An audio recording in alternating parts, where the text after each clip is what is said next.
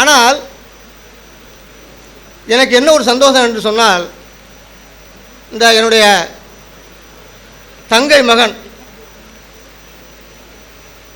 ஐயாரப்பன் என்னுடைய மாணவர்.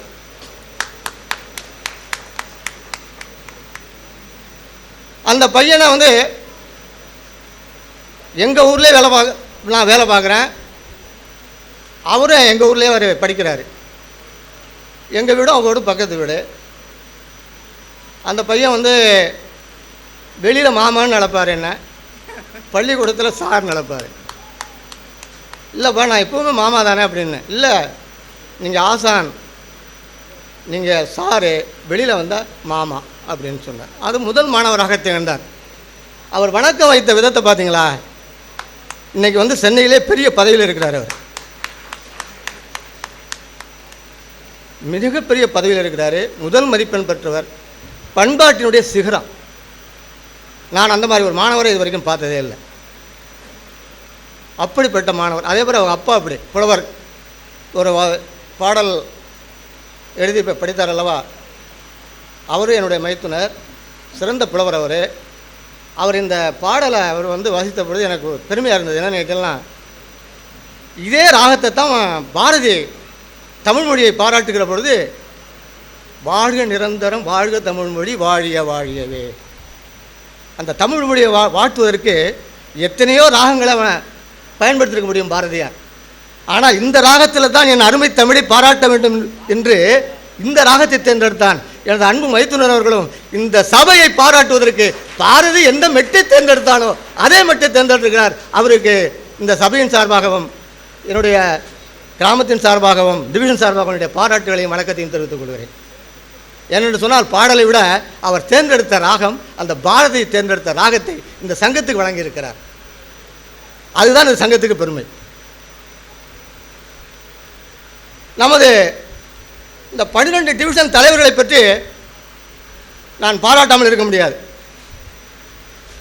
என்ன காரணம் என்று சொன்னால், நாங்கள்லாம் சின்ன பிள்ளையாக இருக்கிற பொழுது அந்த காலத்தில் இருக்கிற டிவிஷன் வந்து என்னென்னு சொல்லுவாங்கன்னா, அவங்க வரவு செலவு பார்ப்பாங்க, வருஷத்துக்கு ஒரு தரம் கூடுவாங்க, அப்புறம் போயிடுவாங்க. தலைக்கட்டு வரி பணம் வாங்குவாங்க, அவங்க வேலையை முடிச்சுட்டு போயிடுவாங்க. ஆனால் ஒரு 20 ஆண்டுகளுக்கு பிறகு நமது தலைவர்கள் செய்யக்கூடிய அந்த சேவையை நாம் மறக்க முடியாது. முதல் சேவை பரிபோக இருந்த இடத்தை, இப்படி திருமண மண்டபம் இருக்கிறது அல்லவா, அந்த இடத்தை சங்கரன் செட்டியார், ராஜாங்கம் செட்டியார், அந்த இவர் தவணைக்காரர் 3 பேரும் இல்லை என்றால் அது பறிபோய் இருக்கும் அடுத்த ஆள்கிட்ட.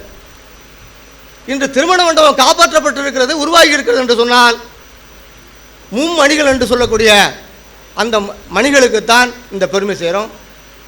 அதே போல் இன்றைக்கி கல்யாண மண்டபத்துக்கு 50,000 ரூபா கேட்குறாங்க, 20,000 ரூபா கேட்குறாங்க வாடகை. நமது மக்களுக்கு வீட்டிலேயே நம்ம திருமணம் செய்ய முடியாது. பக்கத்து ஒரு திருமண மண்டபத்தில் போயிட்டு 20,000 30,000 வாடகை கொடுத்து அந்த திருமண மண்டபத்தின் வாடகைக்கு எடுக்க முடியாது. ஆனால் எங்களை போன்ற ஏழை மக்களுக்கு மிக குறைந்த வாடகையில் நீங்களே தண்ணீர் வசதி கொடுத்து, நீங்களே சேர், அதே போல் புரோகிதர், மேலதாளம் முத கொண்டு அவங்க வழங்குறாங்க. ஒன்றுமே சொல்ல வேண்டியதில்லை. நேராக தவணைக்கு போக வேண்டியது, கல்யாணம் நடக்கணும், முடிஞ்சு போச்சு, எல்லாம் அவங்க பார்த்துக்குவா. என்ன பெரிய காரியத்தை செஞ்சுக்கிறீங்க. ஒரு திருமணத்தை, ஒரு ஏழை வீட்டு திருமணத்தை மிக எளிய முறையில் மிக குறைந்த செலவில் நாங்கள் மகிழ்ச்சியோடு கொண்டாடுவதற்கு அந்த திருமண மண்டபத்தை அமைத்து அந்த திருமண நிகழ்ச்சிகளை செய்வதற்கு நீங்கள் வழிவிட்டதற்கு கோடானு கூட வணக்கத்தை உங்களுக்கு தெரிய நாங்கள் கடமைப்பட்டிருக்கிறோம். இது சாதாரண விஷயம் இல்லை. நம்ம வந்து போகிறோம், ஒரு டெஸ்ட்டிட்ட சொல்கிறேன், வசதி இல்லைங்க, நான் ஏழை குடும்பம், ஒரு வாடகை குறைச்சிக்கணும்னா குறைச்சிக்கிறாங்க.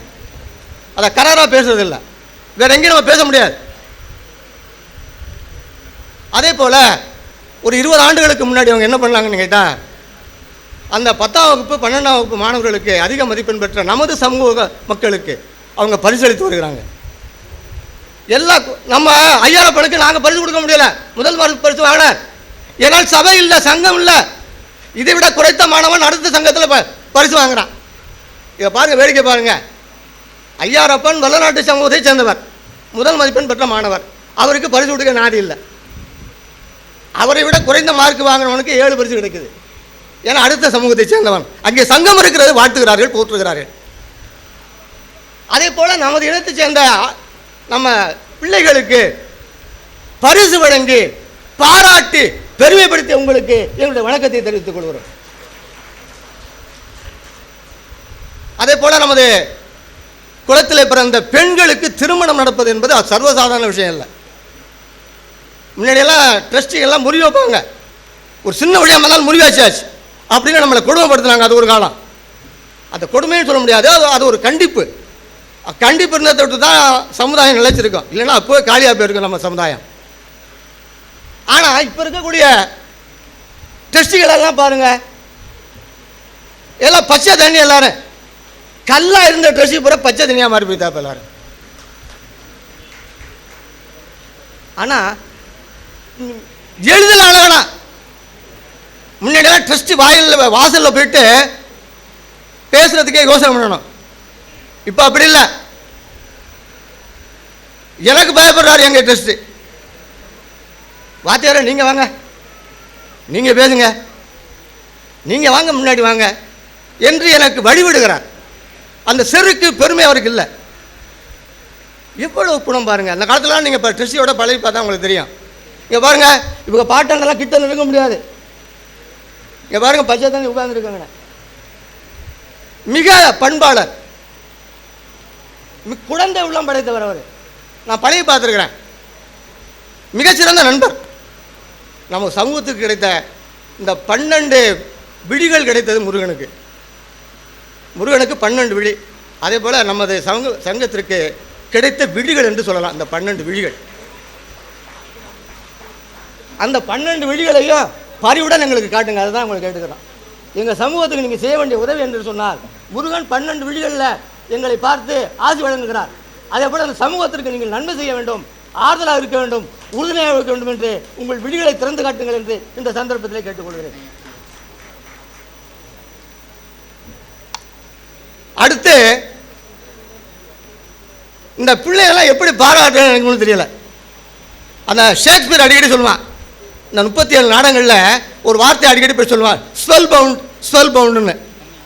அப்படின்னா வார்த்தைகளால் சொல்ல முடியாது, வார்த்தைகள் குளறி போயிடும் சில நேரங்களில், அந்த உணர்ச்சி வசப்பட்டு. அதே போல் இந்த பையங்களை நம்மளாம் நினச்சி பார்த்தோமா? நான்லாம் 1972 மெட்ராஸுக்கு வரும்போது ஹெட்போன் இறக்கி விட்டாங்க. ஒன்றும் புரியலை எனக்கு. கடைசிக்கு நான் படித்த ஆள், டிகிரி வாங்கியிருக்கிறேன். ஆனால் எனக்கு ஒரு ஊருக்கு இந்த ஒரு இடத்த கண்டுபிடிக்கிறதுக்கு எனக்கு வழி தெரியலை. ஆனால் இன்றைக்கி என்னமோ சொந்தக்கார வீட்டில் வந்துக்கிறாப்பு இருக்குது. வந்து இறங்கணும்னு வரவேற்பு, வந்து இறங்கணும் லாட்ஜு, வந்து இறங்கணும் சாப்பாடு, உள்ளுக்கு நுழைஞ்சோன்னா சூப்பு. என்ன சென்னை பக்கத்து வீடு மாதிரி இல்லை, சொந்த வீடு மாதிரி ஆகிப்போச்சு நமக்கு. இப்போ சொந்த ஊர். இப்போ அப்படிப்பட்ட ஒரு உறவை ஏற்படுத்தியிருக்கிறீர்கள் தம்பிகள். நல்ல வேலையில் இருக்கிறாங்க, பெருமையாக இருக்குது. இங்கே இருக்கக்கூடிய பையங்கள்லாம் சாதாரண வேலையில் இருக்கிறாங்க நினைக்காங்க. பட்டம் மட்டும் வாங்கலை, சிறந்த பதவியில், உயர்ந்த சம்பளத்தில், மதிப்போடு வாழ்ந்துக்கிட்டு இருக்கிறார்கள். லஞ்சம் வாங்கலை வேணும். எந்த பையனும் லஞ்சம் வாங்கின பையங்கள் எல்லாருமே மதிப்பாக மரியாதையாக இருக்கிறாங்க. அது நமக்கு பெருமை. ஆகவே தம்பிகள், நீங்கள் நிறுவனத்தில் வேலை பார்க்கிற பொழுது சிறந்த நிர்வாகியாக திகழ வேண்டும், இந்த சமூகத்துக்கு வழிகாட்ட வேண்டும். இந்த ட்ரஸ்டிகளிடமிருந்து என்னென்ன உதவிகளோ அதெல்லாம் அன்பாக கேட்டு பெற வேண்டும் என்று உங்களை வேண்டி, இந்த சங்கமானது மீண்டும் வளர்ந்து வளர்ந்து வளர்ந்து பல வெற்றிகளையும் சாதனைகளையும் கண்டு இந்த உறவுகளெல்லாம் ஒன்று சேர்க்க நீங்கள் ஒத்துழைப்பு கொடுக்க வேண்டும், உறுதியாக இருக்க வேண்டும், பாடுபட வேண்டும் என்று உங்களை நெஞ்சார வாழ்த்து விடைபெறுகிறேன். நன்றி, வணக்கம். நன்றி ஐயா, மிகவும் சிறப்பாக உரையாற்றிய ஐயா அவருக்கு நன்றி. அவர் எங்களுக்கு ஏற்கனவே தெரிந்த விதமாக இருந்தாலும் மறுபடியும் நினைவிட்டு சென்றிருக்கிறார். திரு ஐயாயிரப்பன் அவர்கள், அவர்களை புகழ வார்த்தைகளே கிடையாது. எல்லா மேடையிலையும் அவரை புகழுக்கு அவர்களை பயன்படுற மாணவர்கள் இங்கே நிறைய பேர் இருக்காங்க, இன்னும் நிறைய பேருக்கு பயன்படுவாங்க. அவருடைய அந்த சொத்தை எங்களுக்கு வழங்கிய புலவர் திரு வே. காந்தி அவர்களை மேடைக்கு அழைக்கிறோம். அவர்களை மரியாதை செய்ய அவருடைய மாணவர் கணேசன் அவர்களை அழைக்கிறோம் மேடைக்கு.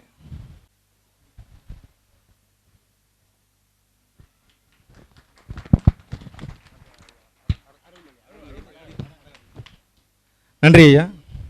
அடுத்து நெடுவாசல் டிவிஷன் சார்பாக, வடகாடு டிவிஷன் சார்பாக அருள்மொழி ஐயா எங்களுடைய தாத்தா அவர்களை அன்போடு மேலே கலைக்கிறேன். எங்களுடைய கடந்த கூட்டத்தின் சிறப்பு அழைப்பாளர் அரவிந்த் கலைவழி எழுப்பும்படி கேட்டுக்கொள்கிறேன்.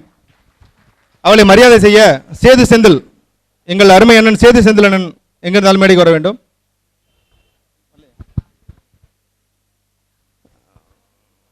ஞான வடிவேல் அண்ணன் அவர்களை மேலே கிடைக்கிறேன்.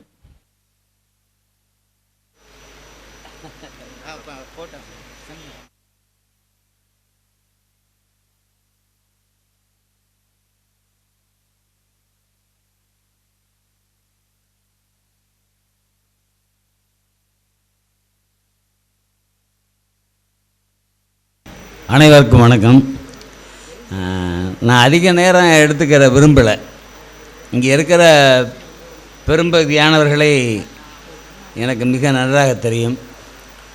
கடந்த ஆண்டு 25ஆம் தேதி குரம்பேட்டையில் நடந்த 5வது சிறப்பு கூட்டத்தில் கலந்து கொண்டு அவர்களோடு சிறிது நேரம் அவர்களோடு அளவுகிற ஒரு பெரும் பேர் பெற்றவனாகும். தயவுசெய்து யாராவது பார்த்தீங்கன்னா நான் திருநீர் பூசி இருக்கிறதா தயவுசெய்து நினைக்காதீங்க. 3 நாட்களுக்கு முன்னால் ஒரு சின்ன விபத்து, அதில் நான் அந்த நிகழ்ச்சியில் பங்கு பெற முடியாதுங்கிற செய்தியை கூட நீல செந்தில் மற்றும் தோழர்கள் சொர்ணகுமார் உள்பட பலருக்கு சொல்லியிருந்தேன். எங்கள் அன்பிற்கு இனியான வடநாடு டிவிஷனுடைய தலைமைச் சங்க பொறுப்பாளர் தம்பி இளங்கோவன் அவர்களுடைய அன்பான நெருக்கடியில் கூட நீங்கள் நெருக்கடியை சந்திக்க வேண்டும் என்கிற விளைவின் காரணமாக உங்கள் முன்னால் இருக்கிறேன். நான் உங்கள் முன்னால் நிற்பதற்கான முழு தன்மையும் தம்பி வடநாடு டெஸ்டினுடைய முழு பங்கை சாரும்.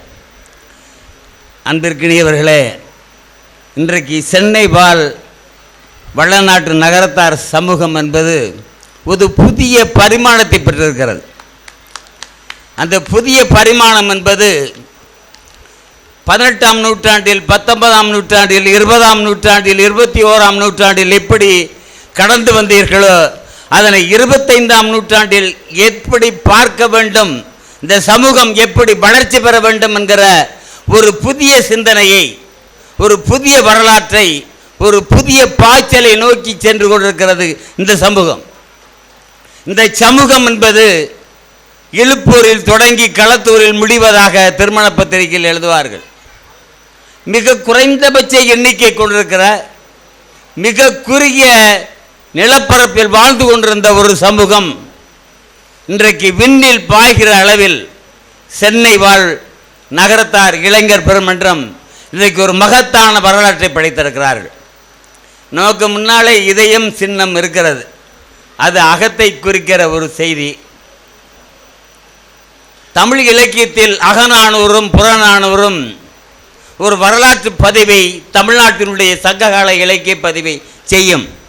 இங்கே அகம் இருக்கிறது, புறத்தை இன்றைக்கு புறநானூறாக, இன்றைய வாழுகிற சமுதாயத்தின் புறநானூறாக நீங்கள் படைத்திருக்கிறீர்கள்.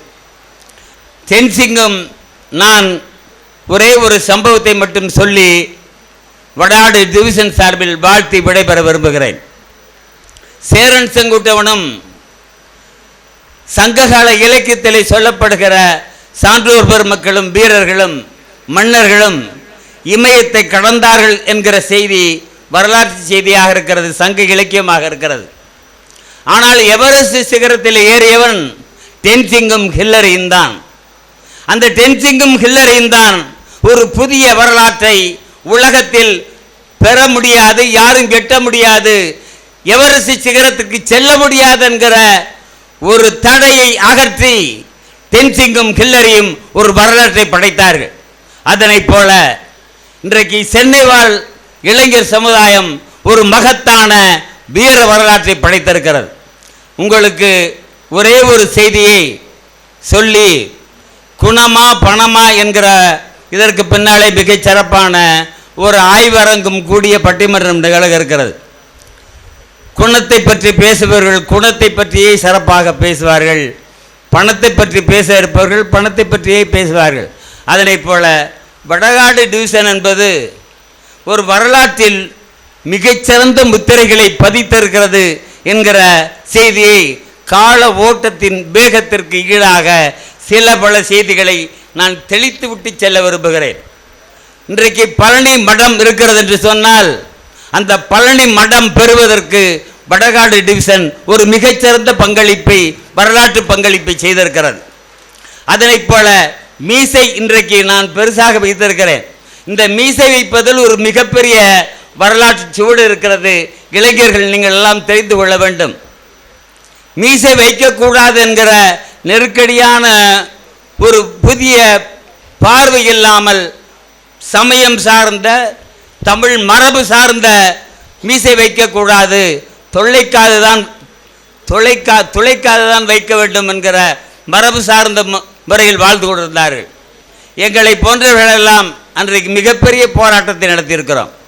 சமுதாயத்திலிருந்து புறக்கணிக்கப்பட்டிருக்கிறோம், அகற்றப்பட்டிருக்கிறோம்.